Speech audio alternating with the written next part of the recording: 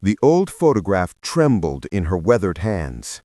Dr. Phil's face strained of color as he leaned forward in his chair, and for the first time in 20 years of television, the entire studio fell into a silence so deep you could hear the camera operators holding their breath.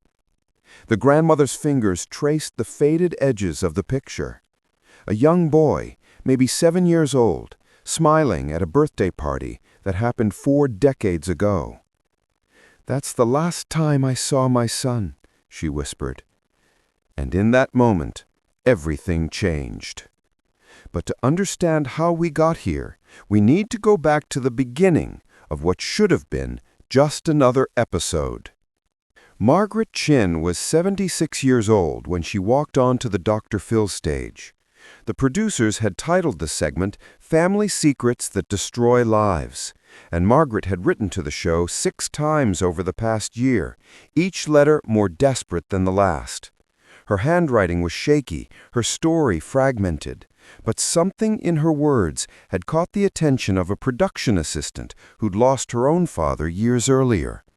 "Please," Margaret had written in her final letter, "I'm running out of time, and I need to know the truth before I die." The studio audience that Tuesday afternoon had no idea what they were about to witness. They'd come expecting the usual Dr. Phil formula: a family in crisis, tough love advice, maybe some tears and a path forward. Margaret sat in the guest chair wearing a simple floral dress and a cardigan that had seen better days. Her hands clutched a worn leather purse, and her eyes, tired, red-rimmed, but somehow still hopeful, kept darting to Dr. Phil as if he held all the answers she'd been searching for. Dr. Phil opened with his characteristic directness. "Margaret, you wrote to us saying you haven't seen your son in 40 years. Tell me what happened." The studio lights seemed to dim as Margaret began to speak, her voice carrying the weight of decades of unspoken pain. "His name was David," she started, her accent thick with the traces of her Taiwanese heritage, mixed with 40 years of living in small-town America. "He was 7 years old. It was 1984. My husband, David's father, he was angry all the time. Angry about money, angry about work, angry about everything." She paused, swallowing hard. "One day, he said he was taking David to visit his brother in California. Just for the summer, he said. Help David learn to be tough, he said." Dr. Phil nodded slowly, already sensing where this was headed. The audience was leaning forward collectively. "They never came back," Margaret continued, her voice breaking. "I called the police. They said it wasn't kidnapping because he was the father. They said it was a custody issue, but we weren't divorced. There was no custody agreement. My son just disappeared." A woman in the audience audibly gasped. Dr. Phil raised his hand, signaling for silence. "For 40 years I've searched.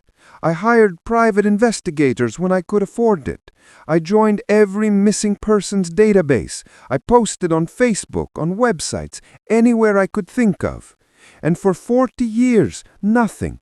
No phone calls, nor letters, nor trace of my son or my husband." Dr. Phil set down his notes, a gesture the audience had seen before when he was about to go off script. "Margaret, what makes you think your son is still alive?"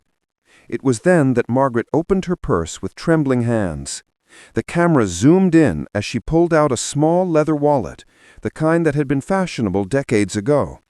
From one of its plastic sleeves, she extracted a photograph, bent at the corners, faded from years of handling, but still clear enough to see the smiling face of a young Asian American boy in front of a birthday cake with 7 candles. "This is the last picture I have of him," she said, holding it up for Dr. Phil to see. "But 3 months ago, I received something in the mail." Subscribe and leave a comment, because the most powerful part of this story is still ahead. Margaret reached back into her purse and pulled out an envelope postmarked from Seattle, Washington. Her hand shook so violently that Dr. Phil stood up and moved to sit on the edge of his desk, closer to her. The gesture was subtle, but significant.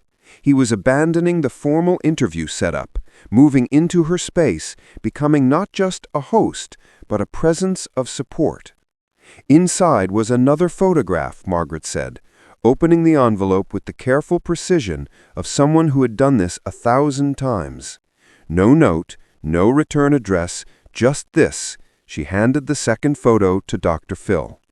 The audience couldn't see it yet, but they could see Dr. Phil's face as he looked at it, and what they saw made several people start crying before they even knew why. His jaw tightened. His eyes, usually sharp and analytical, softened with something that looked like both sadness and determination.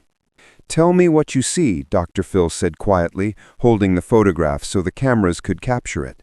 On the screen, the audience in the studio and at home could now see it clearly. A man in his late 40s, Asian features, standing in front of what looked like a small restaurant or cafe. He was smiling, but it was a careful smile, the kind that didn't quite reach his eyes. "I see my son," Margaret whispered. "He has his father's chin, but my eyes.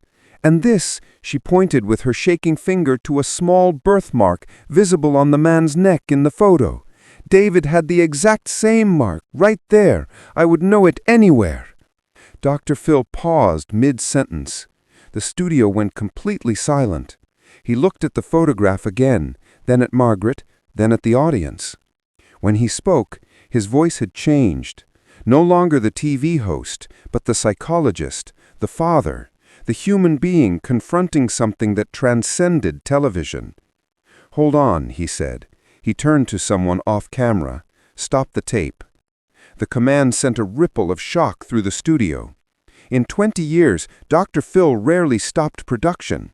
The audience members exchanged glances. The camera operators lowered their equipment slightly. Confused, even Margaret looked up, uncertain. Dr. Phil stood and walked to the edge of the stage where he had a brief, intense conversation with his lead producer that the audience couldn't hear. Those in the front rows would later say they saw him gestured toward the back of the studio, toward what looked like the production offices.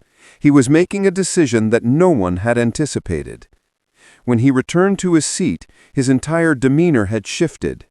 "Margaret," he said, "before we go any further, I need you to know something. About an hour before you came out here today, my team received a phone call. We weren't sure if it was legitimate, and we didn't want to get your hopes up if it wasn't, but given what you've just shown me, I think it's time." He said he thought the story sounded familiar.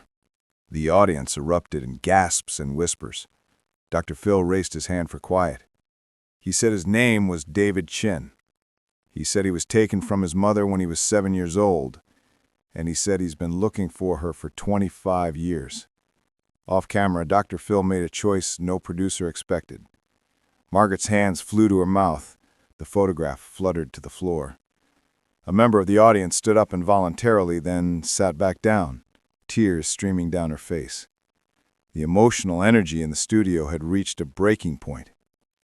"Now, Margaret, I need to be very clear," Dr. Phil continued, his voice steady and professional despite the chaos of emotion around him. "We don't know for certain if this is your son. We've asked him some preliminary questions, and his story aligns with yours in several key details. But we need to be careful. We need to verify. We need to protect you from false hope if this isn't real." Margaret was crying now, silent tears that rolled down her weathered cheeks. "Is he here? Is he in the building?" Dr. Phil nodded slowly. "He's backstage. He flew in from Seattle last night. He's been pacing back there for the last 3 hours, terrified that this might not be real, terrified that it might be." He paused. "Margaret, if you're ready, if you want to meet him, I can bring him out. But I need you to understand there's a chance this isn't your David. People come forward all the time with mistaken identities or worse. I don't want to put you through that pain if we're not sure." Margaret wiped her eyes with the back of her hand, then reached down to pick up the fallen photograph. She looked at it for a long moment, at the 7-year-old boy with the birthday cake and the innocent smile. Then she looked up at Dr. Phil with a strength that seemed to come from somewhere deep within her. somewhere that had sustained her through 40 years of searching. "I'm ready," she said. "I've been ready for 40 years." Dr. Phil nodded to someone off camera. The studio lights adjusted slightly, creating a path toward the stage entrance. The audience collectively held its breath. You could hear the hum of the studio equipment, the slight squeak of chairs as people leaned forward, the sound of someone crying softly in the back row.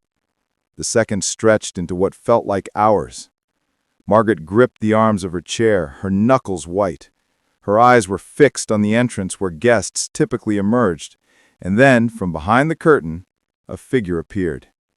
He was tall, maybe 6 feet, with Asian features and hair that was starting to gray at the temples.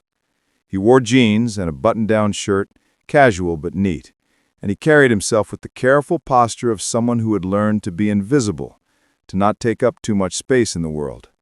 His eyes scanned the studio, taking in the lights, the cameras, the audience, before finally landing on the elderly woman sitting in the guest chair. For a moment, a long, suspended moment, they just looked at each other. But what happened next is something no one in the room or watching at home saw coming. The man's hand went to his neck, touching the same spot where Margaret had pointed out the birthmark in the photograph. His eyes widened, filling with tears. His mouth opened as if to speak, but no sound came out. Margaret stood up, her legs shaking so badly that a production assistant moved forward instinctively to help. But Dr. Phil waved them back. This moment belonged to them alone. "David," Margaret's voice was barely a whisper, but in the absolute silence of the studio, everyone heard it. The man took a step forward, then another. "Mom!" His voice cracked on the single syllable, a word he later said he hadn't spoken in 40 years, a word his father had forbidden him from ever saying again after they left. Dr. Phil stood and moved away, giving them space. And in that action, he demonstrated the core of what his show had always been about. Not the ratings, not the drama, but the human moments when healing